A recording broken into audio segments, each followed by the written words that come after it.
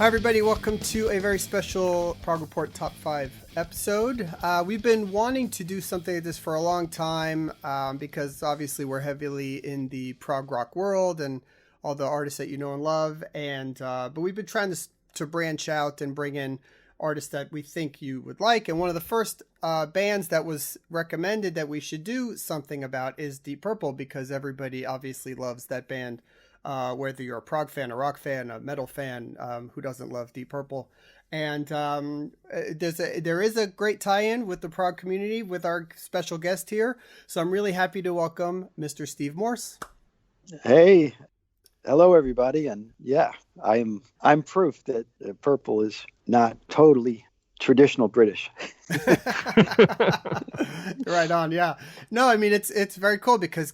You know what? I was thinking about it, and you were the reason I got into some of these bands to begin with, and I want to get into that. But first, of course, let me introduce Geoff Bailie, who everybody knows and loves. Well, they certainly know me. Hey. I don't know whether they all love me, but Hey, Geoff. Hi, Steve. How are you? Great job as moderator on the Morse Fest. Yes, indeed. Fortunately, it's virtual this year, so I'll not be. I don't have that gig this year. But hey, lots of people don't have their regular gig this year, so that's just the way it's going. Right? Yeah, exactly. So I got into Deep Purple. I mean, I'd known about the band, and I had some of the records, and obviously, who doesn't grow up knowing Smoke on the Water and all the hits, but. I think the first actual CD I bought was Perpendicular because I heard you were now in the band at the time. And so that began that. And then, of course, when you were in Kansas with Power and all of that, I was really young, and that was the first Kansas album I owned. So it's all your fault that I like these bands. That's great. Great to hear. Great to hear. Thank you.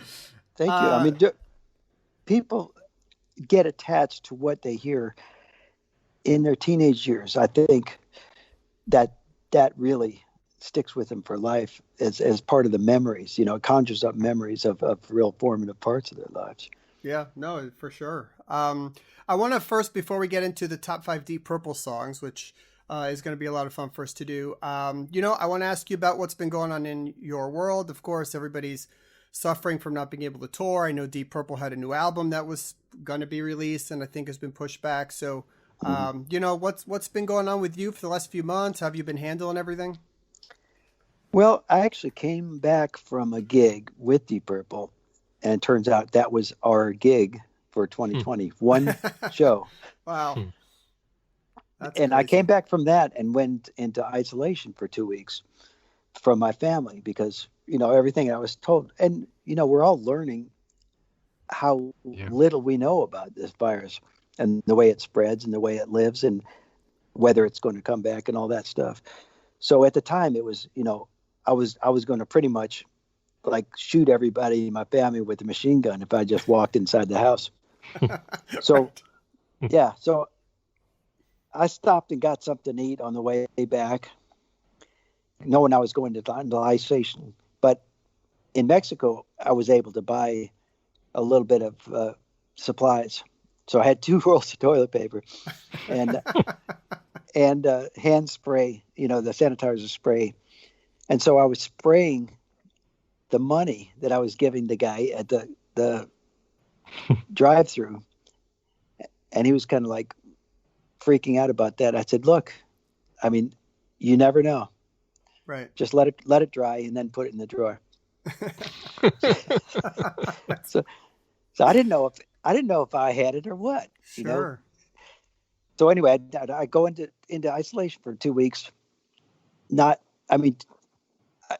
have an RV, so I lived in the motorhome. I just pulled it out and hooked it up to some electricity, and it was kind of neat in a way, just going through the changing your perspective exercise. And it's something that's important for people to do.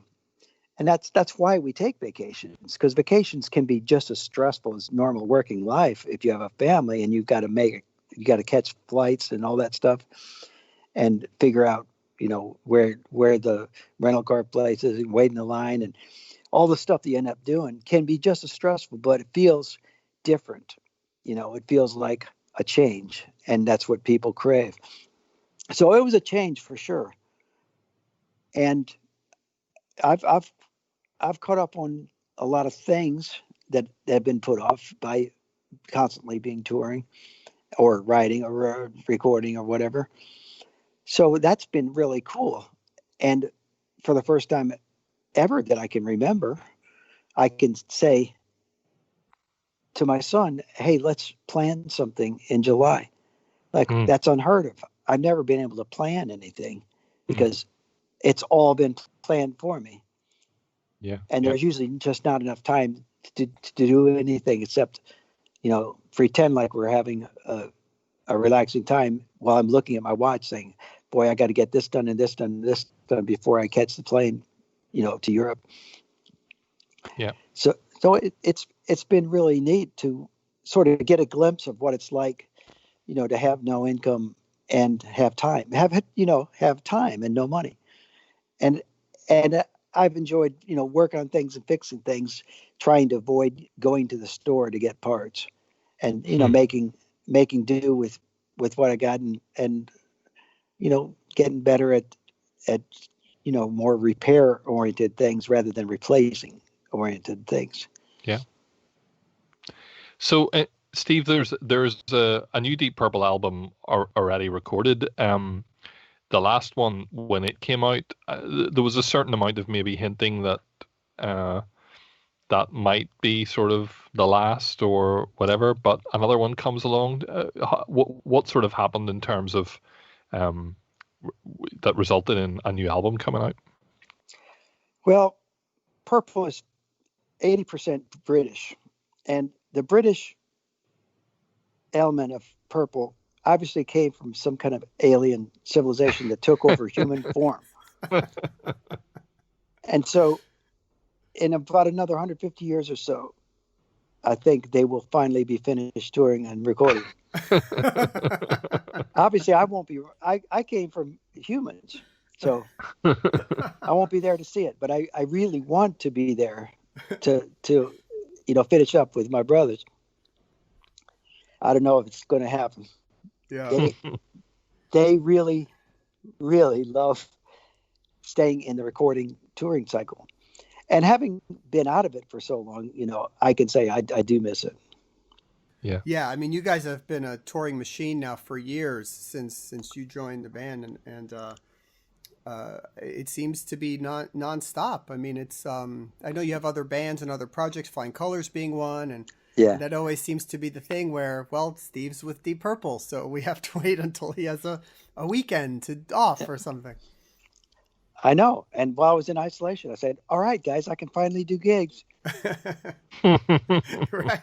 Wouldn't you know, Flying Colors doesn't want to go out, Has this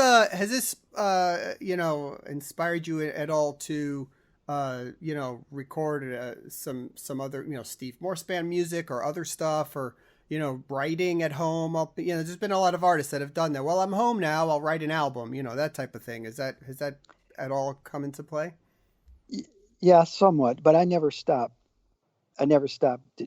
Doing that, and I basically keep the same ratio of work outside during the day and come in at night, have family time, and then when everyone's asleep, I work on the music.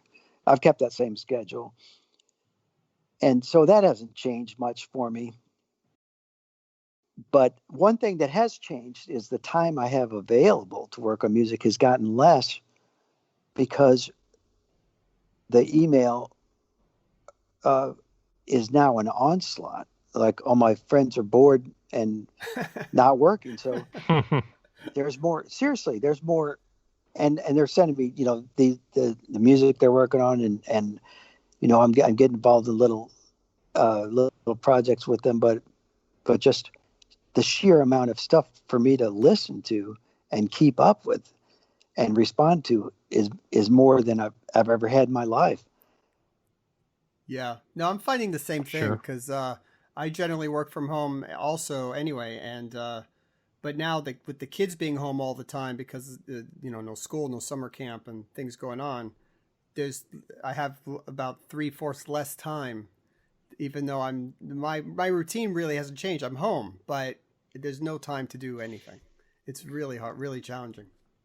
Yeah, I've never been as busy as I have since I started not making money. That's the best. That's a quote from this podcast that we should pull out. Totally. All right, listen, let's go ahead and get started because I want to see where this goes and what you might pick and what we'll pick. It'll certainly be all over the place. I mean, there's multiple eras and lineups and everything is in play here. Whatever, we didn't discuss our choices as we never do. Steve, I want to give you the first pick for. So what we do is we count them down from 5, 4, 3, 2, 1, and we'll go sort of in turns. So if you want to talk about your number 5 Deep Purple song, and we'll get it started there. Okay.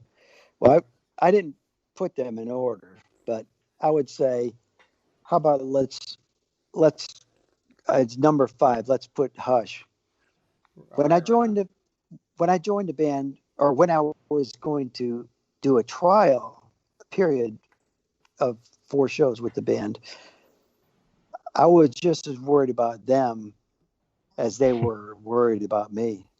So we just agreed to do 4 shows and no promises, no regrets. Right. When I listened to the tapes, I was like, I don't know, this doesn't really sound as much like Deep Purple as I would have imagined. Being an American, our version of Deep Purple, we had different songs, and in Europe they never stopped touring for very long, and emphasize different tunes in the Roger Glover, Ian Gillan version of the band. So first thing I did when the first day we met, it was wonderful. We just jammed, and after the jam, before we even practiced the songs, we were slapping each other on the back and laughing. It was fun because John Lord was like a jazz keyboard player. He could hear whatever I was doing, and he was like Neil Morse or Don Airey. I've been super spoiled by having such incredible keyboard players in my life. Yeah. So anyway, I was saying, look, I know Ian didn't sing this song on the way it was originally done, but it was a cover tune anyway for Deep Purple. The song is a party, and it's something it was just a all around good feeling, fun hit song in the U.S. We really need to do it in the shows, and there was this long-standing, So they hadn't, they weren't playing it at the time. They hadn't done it for a long time. Yeah, they were hinting at it and doing little bits of it. I said, let's just do the tune. Let's make it an event. It's a great feel, and John Lord, the way he would do that kind of percussion vamping with the percussion stops pulled on the Hammond and it just kind of slapping at the keys to create a rhythm. That kind of jungle beat. It just works great. Yeah. So anyway, it was like in The Simpsons where Bart keeps asking for something. Can I have this? No. Can I have this? No. Can I have this? No. Can I have this? No. Can I have this? No. Can I have this? No. Can I have this? All right. So finally we did it, and everybody sort of agreed. Okay, yeah, this works great. And so we kept it in the set. So it was a big victory, a small step for me, but a big victory for audiences to have the band acknowledge a song that was outside the recording entity that was on stage. I thought I heard her calling my name now. Hush, hush. She broke my heart, but I love her just the same now. Hush, hush. I thought I heard her calling my name now. Hush, hush. I need her loving and I'm not to blame now. You got her early in the morning. You got her late in the evening. Well, I want and need it. Oh, I gotta have it. That happens with bands that have different lineups. Styx, added Mr. Roboto into the set after like 30 years. And it's everybody's favorite song by the band. And it goes over amazingly well. So, no, that's cool. And Hush is awesome. Great song. Geoff, you want to go with your pick? Yep, sure. I mean, I struggle with putting them in order as well, so I'm just going quite freeform here. But earlier on, Steve talked about how the music that you hear in your teens sort of stays with you. I think I first heard Deep Purple before my teens, probably when I was 9 or 10, and I think at that age, probably a lot of people would say, the music you heard was from brothers. I didn't have an older brother, but my friend did, and he was the guy who introduced us to all sorts of music. And they had an uncle who used to own a guitar store, and they had made these sort of not even air guitars, because it was a piece of plywood with a large glossy picture of a guitar stuck onto it. And we used to go around and rock out with our plywood guitars in their room. And I remember that his brother it was a compilation called 24 Karat Purple, and it had kind of a selection of things. And so for me, the starting point of Deep Purple was that, and the track on that I've picked is Child in Time. Not actually a massively guitar heavy track, but I think it just has so much in terms of the dynamics of the song, the very, very quiet beginning right through to the kind of cacophonous ending. It's a complete workout for Ian Gillan's voice. I remember my grandfather used to have an organ in his house, and actually it's pretty much all in the white keys. And one day I sat down and figured out how to play it, and that was quite cool. And then I actually saw John Lord did some shows in Dublin, I think must have been in the early 2000s. And I had the chance to see him do this with an orchestra, and I think it was Steve Balsamo singing with him. So that was a fantastic night of music, and I suppose this song really is kind of ingrained in my top 5 because of that. If you've been bad, Lord, I bet you have, and you've not been hit by flying lead, you'd better close your eyes, you'd better bow your head, wait for the ricochet. Is that I don't think in recent years the band have played that a lot, Steve, have they? No. When I joined, it was in the set list, and I really enjoyed the way it built up. And it was sort of a signature of John Lord as well. Because it kind of started with his theme. Yeah. Dun dun dun dun dun da da da. That, and he would noodle around with that and improvise over that, and then we'd have a jam section in the middle.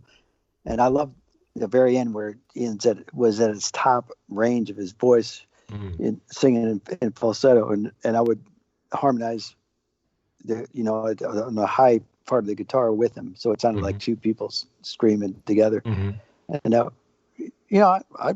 I loved it, but it was really, really hard on his voice to do that. Yeah, sure. That's a long song, and a good 10 minutes on that one too. Yeah, the only time he ever lost his voice on a tour was when we were doing that. That's cool. All right, I'm gonna jump in. So my number 5. So this may be a controversial pick. I don't know. It's sort of way off the beaten path, I think, a little bit. But it's a song that I always remembered. It was one of the first Deep Purple songs I can remember. We had the record when I was growing up, and I was actually a fan of Rainbow. I remember I had the Stone Cold album, whatever that one was called. And so this is from the one album with Joe Lynn Turner as singer, Slaves and Masters. And I'm going to pick King of Dreams, which is the opening track on that album. And I know it's nothing you guys play or would expect to play or anything like that, but just always a very cool song. I thought the production, it was really cool. The chorus in it is just really hooky, memorable, and I actually hear it on like Sirius XM Classic Rock from time to time, which is kind of neat. I know that album isn't considered one of the great Deep Purple albums. I actually think it's a pretty great album. But yeah, so that's my pick. I know it's a strange one, but I had to throw it in there to be, just to give it a shout. Oh, so I have a piece of paper in front of me, and written on it says, Roie will pick King of Dreams. I must have mentioned it to you before, I'm sure. No, you never have. But seriously? But again, no, but you never have. But so you know me by now. I kind of know that, and you're a bit like me in terms of the stuff that you probably, that was probably amongst the first stuff that you heard of the band. I'm a little bit older than you, and so that's how people connect this stuff. And that was 1990 when it came out. I was 15, so there you go, which is what you were saying, Steve.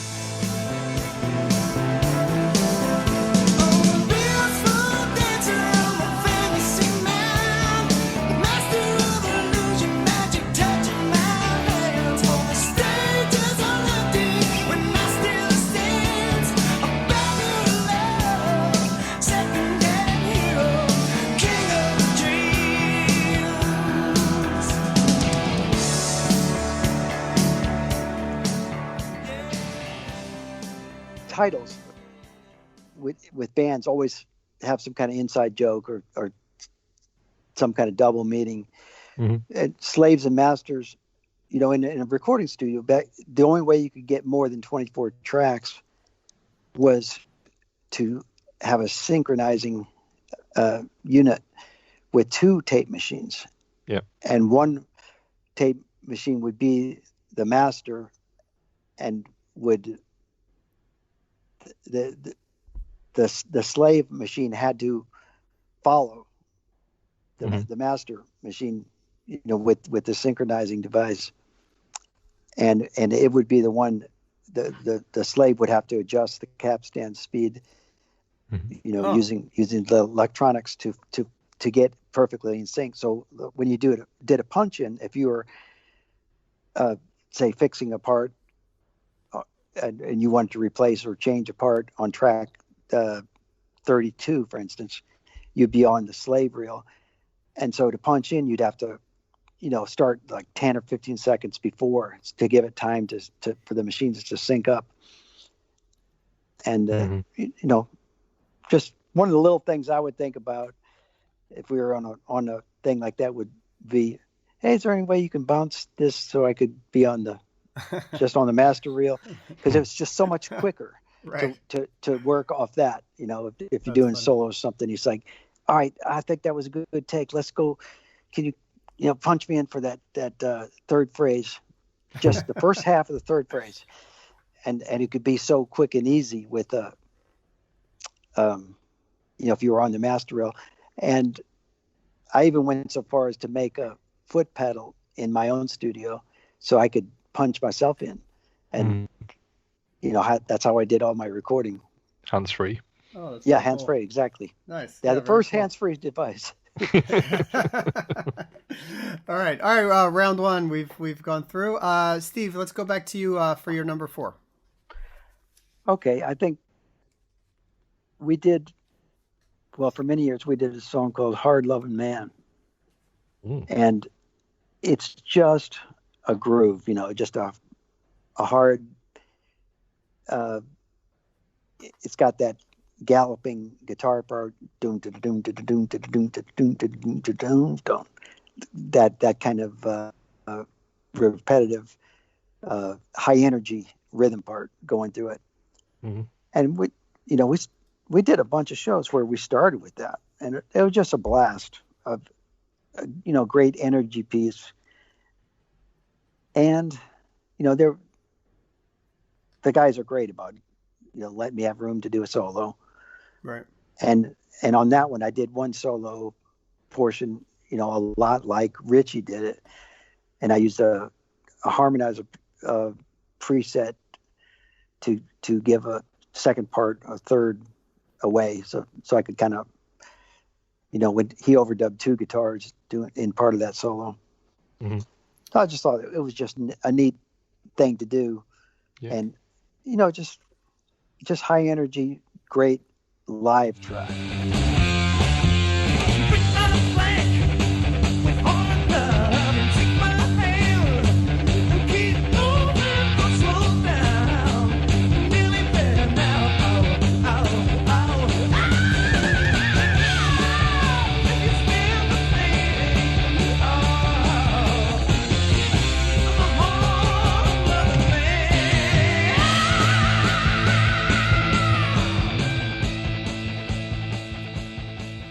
Steve, when you go at the time when you were going back in beginning and when you were with the band and learning some of the older material, maybe that you hadn't known before, you learning Richie's parts.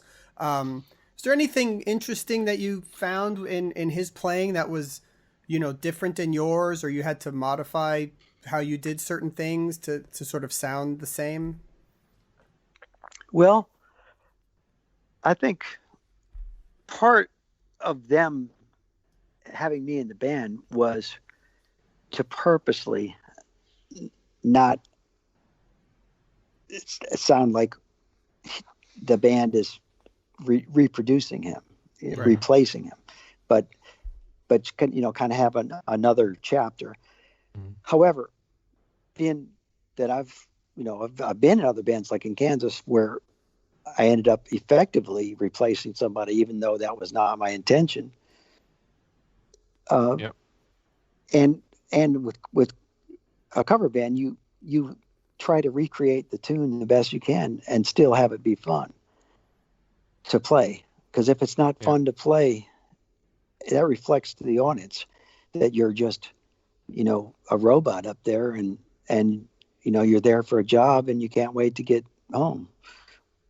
And I want to be fully invested in everything I play and find a way to really love it and make part of it mine. So I've had to, try and find ways to cover his parts and at the same time, feel like I have some freedom. So I always try to adopt something about his approach or style or part as he recorded it. And Richard's very, very free and fluid player, soloing wise. So it's kind of difficult to imitate his style. However, I grew up by hearing that huge vibrato he would do with the whammy bar, and and that kind of frenetic pace of the vibrato, and it adds a lot of energy and emphasis to stuff. So sometimes I throw that in on songs where he did it, and when he's really sort of fluid and playing linear phrases, I would kind of approach it that way, but I would almost never try and cop his exact licks, unless it was a particularly melodic part. And as we get to another tune in the list, I'll tell you. Right. Okay. All right, Geoff, let's move on to your number 4. Okay. My number 4, we've delved into lots of areas of the vocalists in Deep Purple, so I felt I wanted to pick one from the David Coverdale era, and for me, Burn was always the standout track. So obviously, the end of an era, they replace a singer and a bass player with 2 absolutely great singers in David Coverdale and Glenn Hughes, and this song gives them both a showcase, and it's a classic Ritchie Blackmore riff. I mean, it's probably something we'll talk about later, but a little bit about what you're saying. The thing that I used to love about Deep Purple was that for a lot of the parts, the main riff was actually quite easy to play. Smoke in the Water, Black Knight. It didn't require you to be a massively competent guitar player, which I still am not, and definitely wasn't when I was 10. So for my 11th birthday when I got my blonde Japanese Fender Strat copy, and wholeheartedly wanted to be Ritchie Blackmore, I could play some of these things straight off. And again, Burn, it's a sort of that nearly open string or kind of open chord riff that's actually quite easy to play, but then it goes into the little classical section, the John Lord sort of.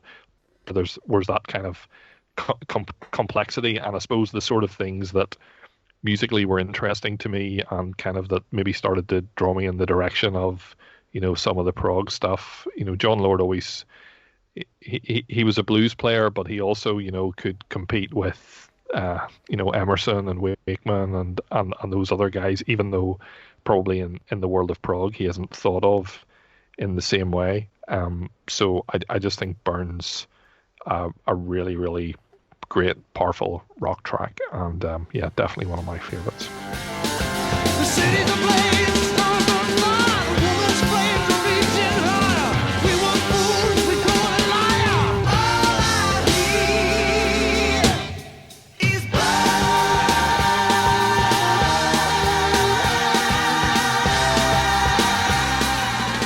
Cool. Yeah, that's a great song. Yeah, I think Sons of Apollo played that on their tour this past tour as one of their encore songs. That's a great jam, great song to jam to with people. All right, so I'm gonna go to my number 4. Again, I'm gonna go a little bit off track here, but just a amazing song, and I want to ask you about it, Steve, because it's called The Well-Dressed Guitar, and but okay, so I know it as being from Raptures of the Deep, but I guess it's from the prior album Bananas, from those sessions. Actually, was researching it, I found that out, which I wasn't aware of. That's a total shred fest, and you guys have had it in the set for years, which has been awesome. Talk about that song a little bit. Okay, when we were doing the tour for John Lord's concerto, to supplement the concerto, we had people doing a couple songs of their own choosing that related somehow. We had, like Roger did part of that Butterfly Ball. Yes, Butterfly Ball. Thank you. Mm-hmm. And Ronnie James Dio sang with him on that, and then Ronnie did a song of his, and luckily I got the experience of being in his backup band for that. And I had Dave LaRue and Van Romain come and help me with an arrangement of Night Meets Light, which was a Dregs tune. Mm-hmm. And it was because we had an orchestra, and Night Meets Light has 1 bar and 6, 1 bar and 7, 1 bar and it's just constantly changing, and it's a very difficult tune to do. And it worked well with Van Romain because he knew the song inside and out, and was helping the percussionists in the orchestra keep up with the time changes. And orchestras seem to follow the conductor best in real legato sections, but this was just required counting all the way through. And anyway, it worked with Van there, and then we went on tour, and Van wasn't there because he was just there for the Royal Albert Hall performance, which they ended up cutting Night Meets Light because it was too long and too weird, for whoever was producing the album, and I forget who was. So I was kind of miffed about that, since we'd gone to great trouble to do it. Then we got to South America with the orchestra that was traveling with us, and we did one run through of before the first show, and it just kind of sucked. It just wasn't happening. Without Van there, it wasn't working. So I said, "Oh crap! I got to come up with something." And I went back to my room and had an idea of stuff that I was, working on. I'm always practicing something, and sometimes I make little ditty tunes that help me practice. That are challenging, like the way you do it's classical guitar etudes, they call them. They're studies made to emphasize a certain technique, and this was to emphasize the alternate picking arpeggio technique. So I already had a starting point, and so I kind of finished it up and then printed it out using the hotel printer in concert pitch for horns and strings. And I just kind of passed it out to everybody. And it was, for them, it wasn't hard. Everybody had, a fairly simple part, and gave it to Don Airy and showed the bass part to Roger, and in pace just picks it up. That's what he does. And it went over. It just seemed like it was working great. Let's try this. Let's do this in the concert. And so we did, and I was very happy because, by being straight ahead all 4 time, 4/4, nothing else. Right. It was a cinch for the conductor and the orchestra to nail it, and Pacey's super strong in that regard, and he knew how to cue them too. Yeah. So I don't know. That's amazing. That's how it started. That's amazing, because that does not sound like an easy song to just pull off like that. That's amazing. Very cool. Well, written for first chair string players is nothing, at that tempo. Right. And I think the guys playing the double bass had the hardest parts. Was I had them playing doom doom doom doom doom in the F section, so that was a lot of bowing for them for a long time. So what made it? It was left off Bananas, and then you guys decided to put it on I think it was a special edition of Rapture, right? Is that how it came out? I don't even know. I didn't know it ever came out, but we did. It was part of a live show for a long time. For many years. That's very cool. One of my favorites, and wasn't on my list. Thanks for reminding me, making me look, and thanks for making me look bad for not remembering it.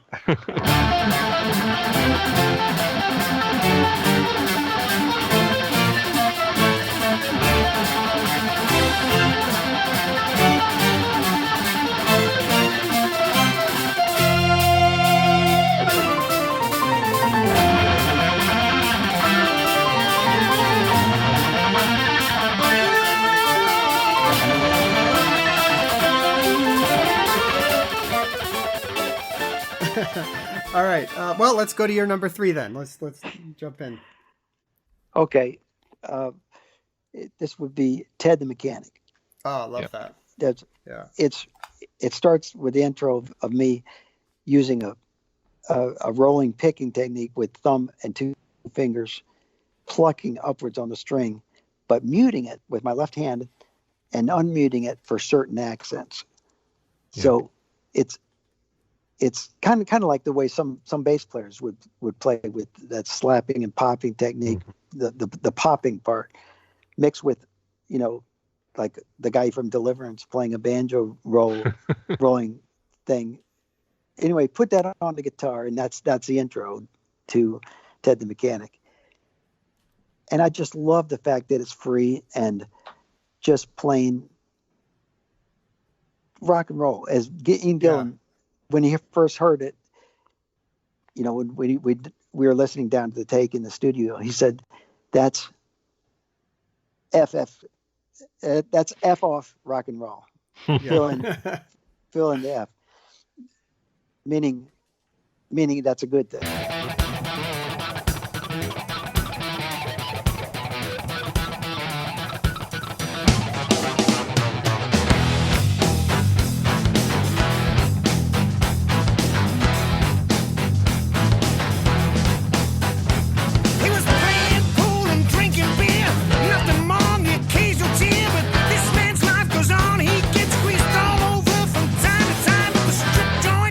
Where we met, he said, "I'm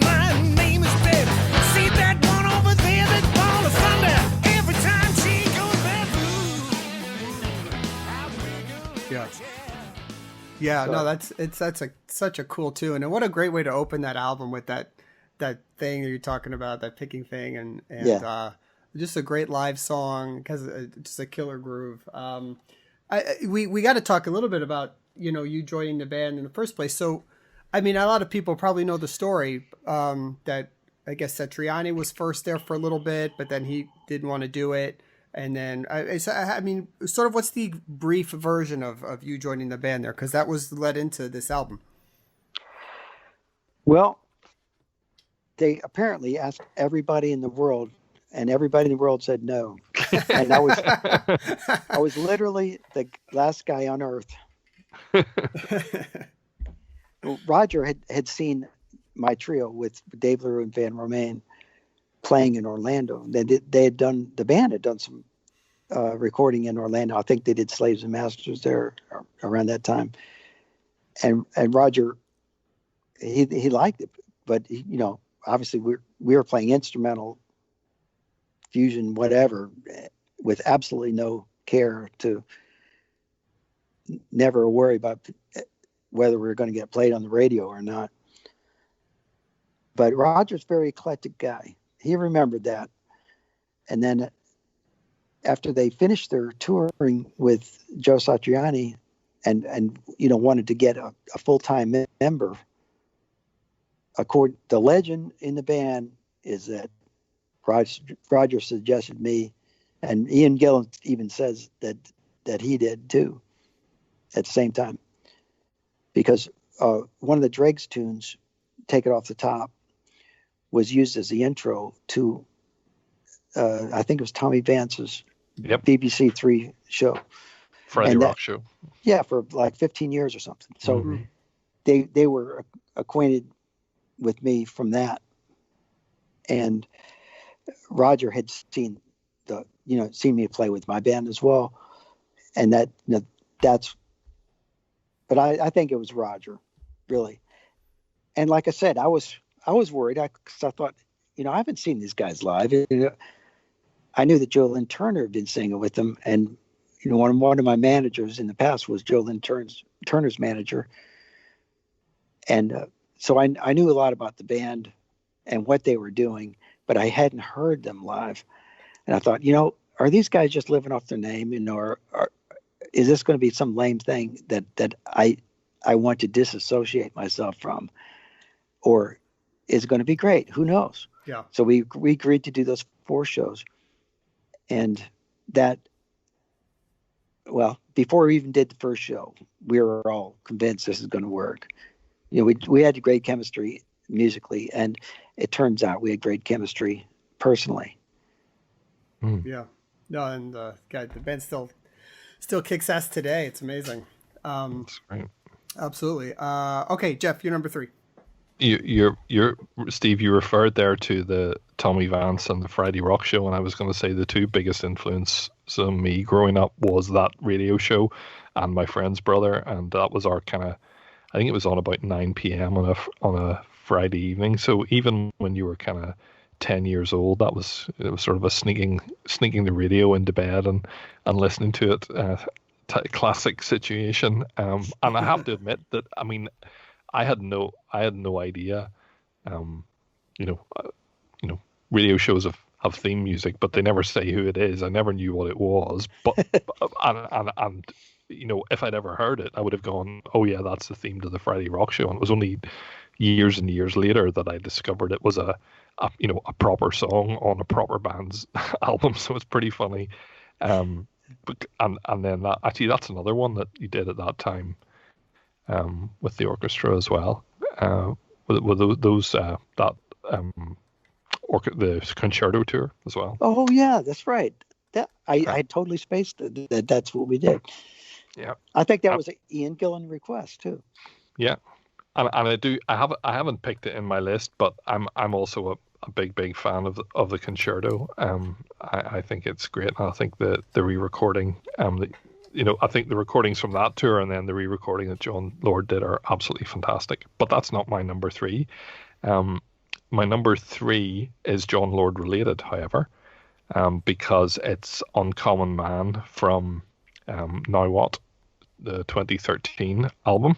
Oh, cool. Wow. And it's got just an absolutely incredible guitar intro, a very, very distinctive Steve Morse intro. And again, in terms of what you associate with a song, I went to the John Lord tribute concert in the Royal Albert Hall, and that was one of the songs that you guys played, but in that situation with a full orchestra, and there was a huge orchestral sort of intro had been added to that in that gig, and it just was absolutely immense. And then obviously the words are, in part a tribute to John Lord, and it was just an absolute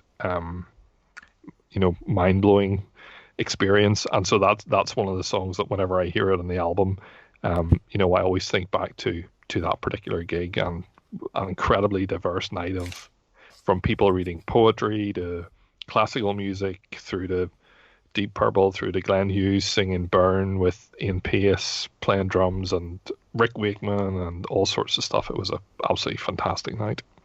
Yes, it was. Wow, that's a great choice too. Thanks. Yeah.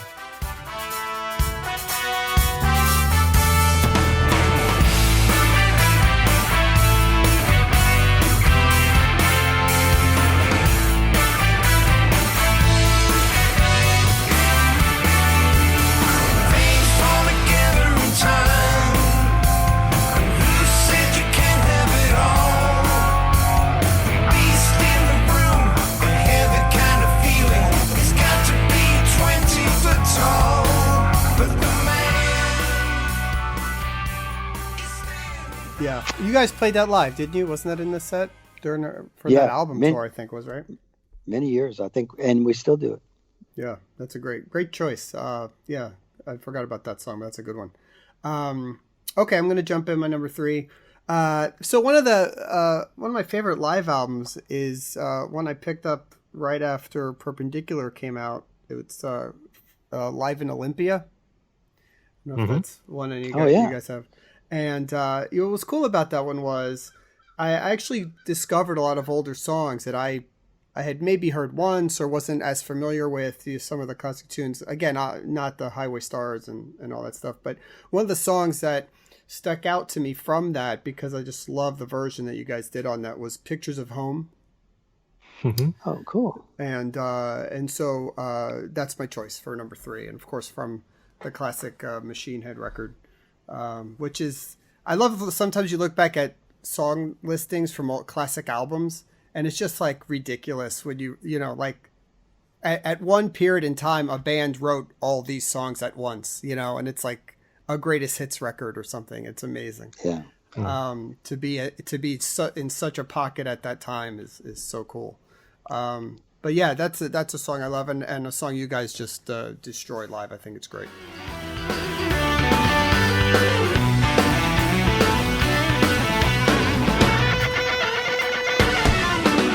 Somebody shouting up at a mountain, only my own words return. Nobody's up there to deception. When will I ever learn? I'm alone here with emptiness, eagles and snow. Unfriendliness, shit on my body, whispering pictures of how.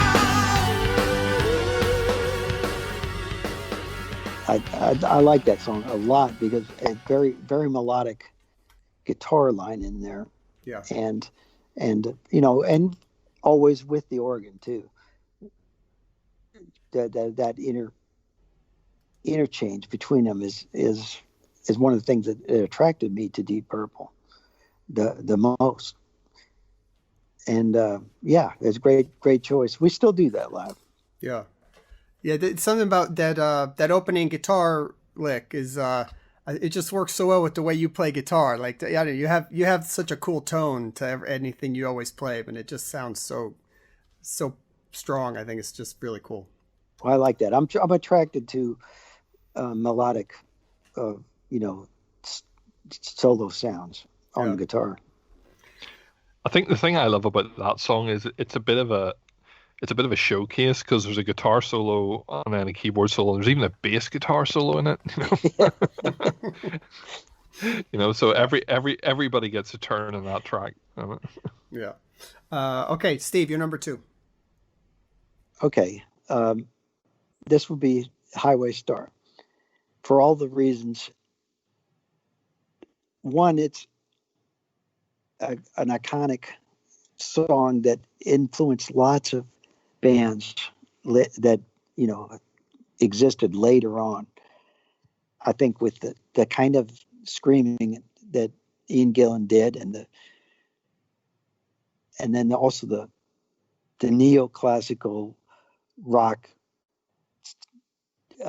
organ solo with that just angry, intense sound that he got from playing through the Marshall. And the solo starts off simple and then goes to the descending bass line with alternate through normal classical chord sequence. It adds a nice dimension to it. And of course the guitar solo has melodic. Richie did a lot of melodic guitar solos, which again appeals to me. And then it goes to the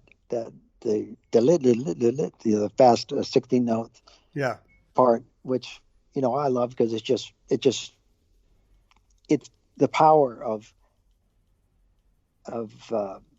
I guess playing 16th notes just in itself. It adds something to rock. You can't do it all the time, but it's a neat way to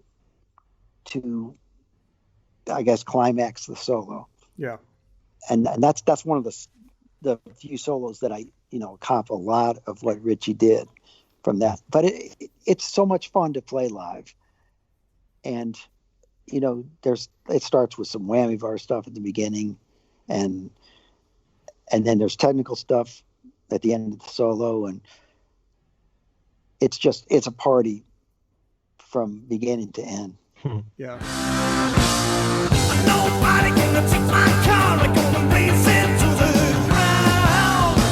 Nobody gonna beat my car, it's gonna break the speed and sound. Oh, it's a killing machine, it's got everything. I can drive the power, big fat tires and everything. I love it, and I need it, I feel it. Yeah, it's a wild hurricane, alright, hold tight. Yeah, that's an amazing all-time classic song. I think for me it's the quintessential song. I mean, I know Smoke on the Water is always considered the all-time classic, but Highway Star is so Deep Purple. I mean, and that ending with the guitar part, the way you play it, I just think is tremendous. And that's always you're right. It's always a fun song to hear. It never gets old. There's a brilliant. I think there's one of those kind of classic albums documentaries that they made about that. I think where they kind of go through and they break down the individual bits of the songs, and John Lord shows kind of his hammering through a Marshall amp and that kind of thing. And I think I don't know. I didn't even realize that was what that was whenever I first heard it. It's just such a fantastic sound. And Yes. The guitar doesn't even come in until like well into the song, but yet it still absolutely rocks. Yeah. John was at Don Harry too, but they use the different stops of the Hammond and the ability to constantly adjust it. I love that. No two performances will ever be the same for that reason, and I like doing that with my rig, where I can change the amount of the second amp that I bring in with short delay or long delay, and change the tone and volume controls as I'm playing, so that you never get this exact same thing. Mm-hmm. For sure. Yep. All right, cool. I'm glad that made the list. So we know that song at least made it because it had to be on here. All right, Geoff, you're number 2. Okay, number 2. So again, back to my kind of history. Um, Again, the time I was growing up, Deep Purple weren't in existence, but we kind of benefited from having Rainbow, who I loved, Whitesnake, who I loved, Gillan. Actually, well, it was Gillan was the name of the band. One of the very first singles I bought was his version of Trouble, the Yeah. Elvis song, and the guy Bernie Tormey, who played guitar for him, was absolutely phenomenal, and I think he ended up played for Ozzy for a while as well. I loved that, and then suddenly all of those bands basically collapsed because Deep Purple, or at least they kind of changed because Deep Purple got back together, and everyone wondered what that would be like, given all the history and the tension. And they came out with Perfect Strangers, which is just an amazing song, and so that's my pick, is Perfect Strangers.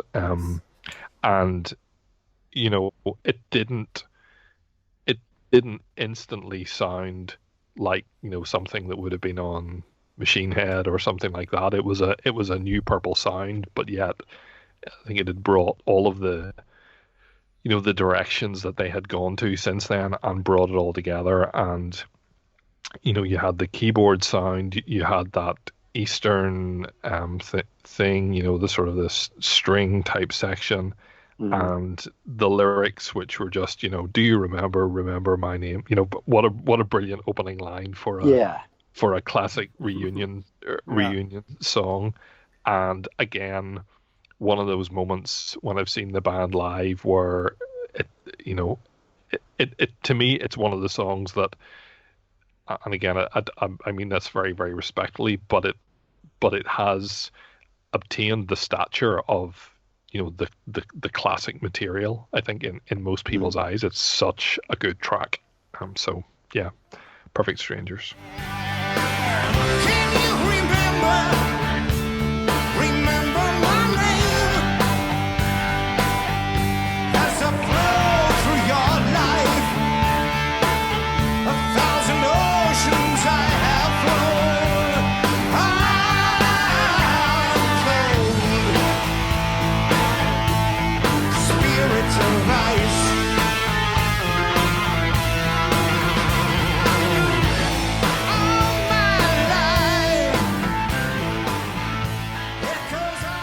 Good.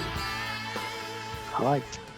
I'm going to continue with a song from that album, and I do love that song, but for my number 2, I'm going to go with Knocking at Your Back Door from the same record. And, which I also love. I mean, and it has such a cool melodic chorus in just a really hard rock song. That album's great. I mean, it's a amazing reunion record, and those two songs were just massively popular at the time. I know the band has gone on playing Perfect Strangers mostly in the set forever. I don't know that Knocking at Your Back Door has been in there much, has it? Steve, have you guys played that one too?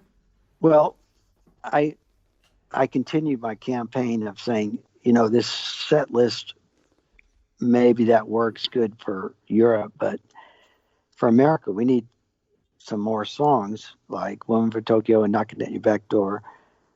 We haven't heard Black Knight and these other ones like Anya that we were doing. So we came to start doing Knocking at Your Back Door in the U.S. tours. And I like it a lot. It's a great feel.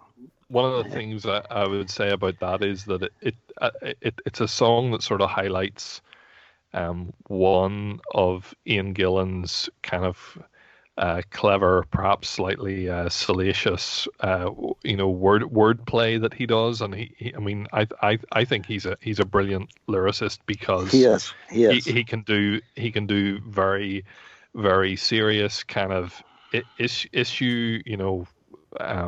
I say issue, songs about serious subject matter, but he can also do lyrics with a bit of a nod and a wink, with his wordplay that's absolutely brilliant. Whereas maybe, there are other rock vocalists out there who go down the sort of quite corny and sort of cheesy version of that. And I think it's probably influenced by, it's a sort of the British, again, this might not mean anything to you guys, but sort of British music halls, where the sort of the mainstream entertainment, but sort of songs that had a sort of slight double meaning for the adults, but that the kids didn't know what they were talking about. And I think that's kind of what, and in fact, having listened to some of these songs whenever I was a 10-year-old, and now I listen back to them and go, oh right, that's what he's talking about. Yeah. Ian he's a master wordsmith. And I remember one time we were on the plane, and Roger and Ian do these cryptic crosswords. From the UK, you know what I'm talking about. But for the rest of the people, a cryptic crossword is one where they have obscure clues, and oftentimes the clue is referring to something that that might sound like the actual word you need to print, or maybe an alternate meaning of the word, but it's never direct. Like our American crossword puzzles, they say this is what we want you to give us. But a cryptic crossword is always obtuse, and you have to think outside the box. And so Roger was struggling with this one, and they every day they would do the what's the big UK paper, the Times. The Times, yeah. The Times they would do the Times crossword puzzle. Roger was struggling with something. Finally he carried it up to Ian's row and handed it to him. Mm-hmm. And I was at the back. For some reason, I was doing radiation checks of the atmosphere because I wanted to see what the cosmic radiation levels were at the altitudes that we were flying at a lot. And, to no one's great surprise, but, I had empirical proof of what it was. And anyway, so I was in the back of the plane with the Geiger counter because there was a bigger window there. And I look up and I see, after just a minute or two, I see Ian Gillan come back, kind of smiling, and hands the paper to Roger. And Roger, with both fingers raised in the air, or both hands, he's giving the middle finger to Gillan, shaking his hands furiously, But he's frustrated, but kidding at the same time, because Gillan got it so quickly. And so that's he always writes with a double entendre and double meanings, and he can tell you a story about almost any lyric that involves his double logic. Yeah. But in Perfect Strangers, he's talking about the reunion, obviously, and how weird it is. Yeah. To be getting back together. Well, and if anybody wants to look up what Knocking at Your Back Door might be about, just Google it. Oh, Knocking at Your Back Door, yeah. I was talking about Perfect Strangers. But both songs.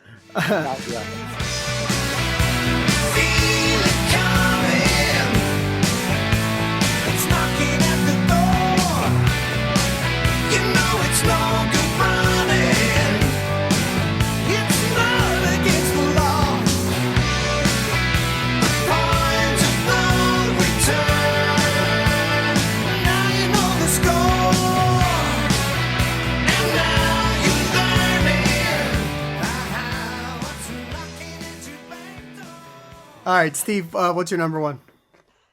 I was torn between Sometimes I Feel Like Screaming and Uncommon Man, but I figured since we're still doing both of them actually now, but Uncommon Man, because of John, I think the connection to John is my favorite. And here's why: musically, it's the first time ever a producer said to a rock band, you guys just jam, just do something and we'll record it for the intro. Mm-hmm. And Don and I are, really listen to each other. And sure enough, when just with no script, no plan, that intro was what we did. It was one take. And I love it for that. And wow. the horn kind of fanfare lick,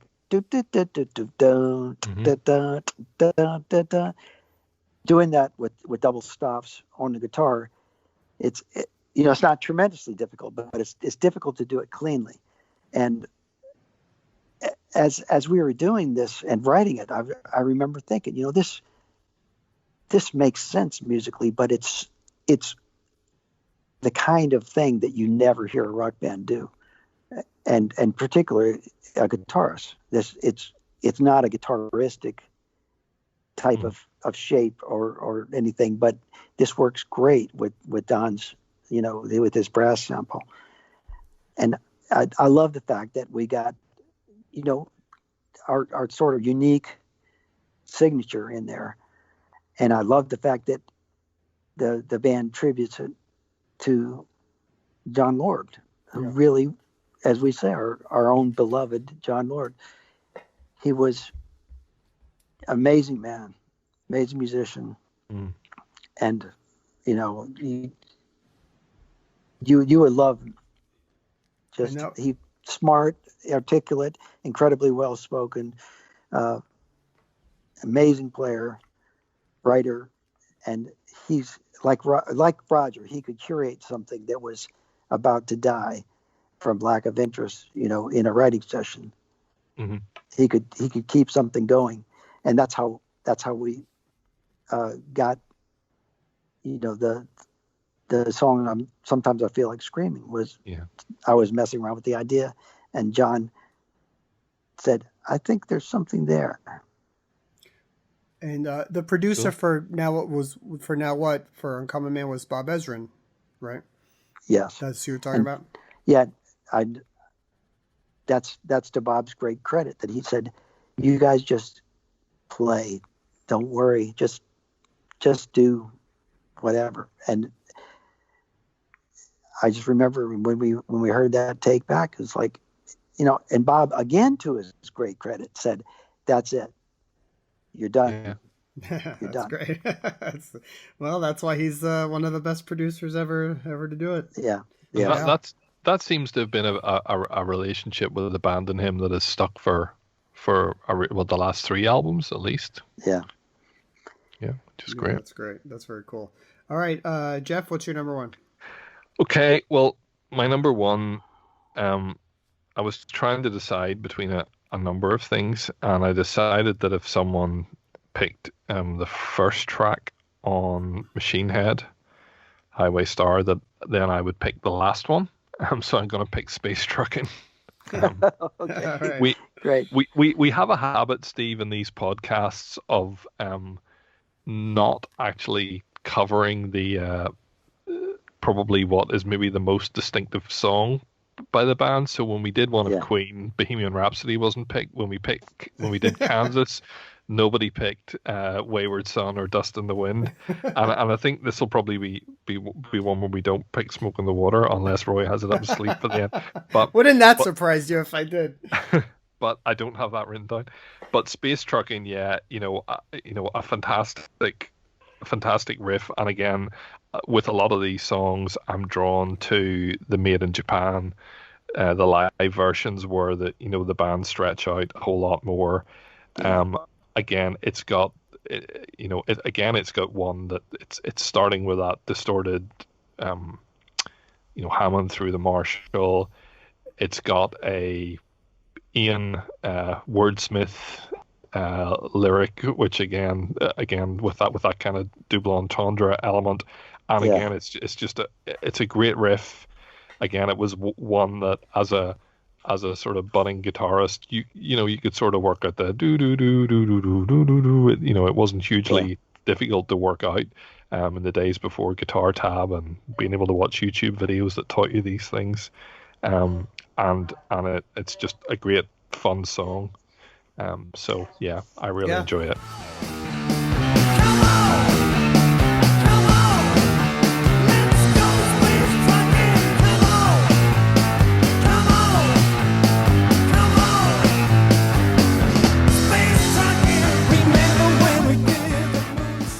Well, our third song for off Machine Head, which is not surprising. Another fun song.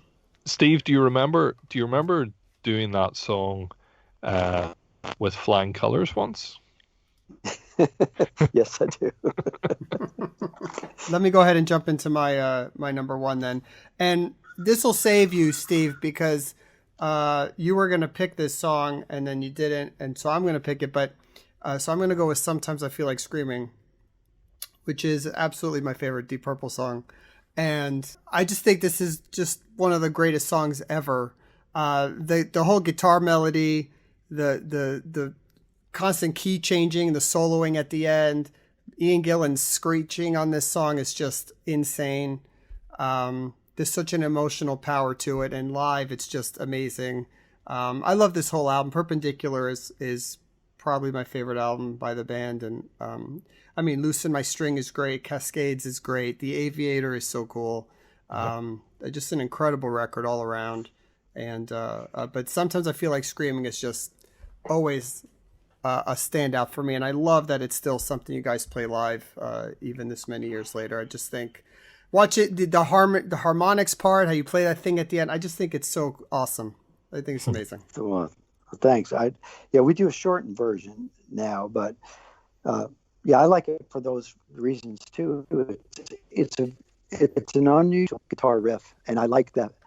I like having that sort of uniqueness in a song that really fits us and maybe nobody else. So I've always loved that, and for some reason a lot of people in Europe they really like it because it concentrates on the riff itself is melodic. Yeah.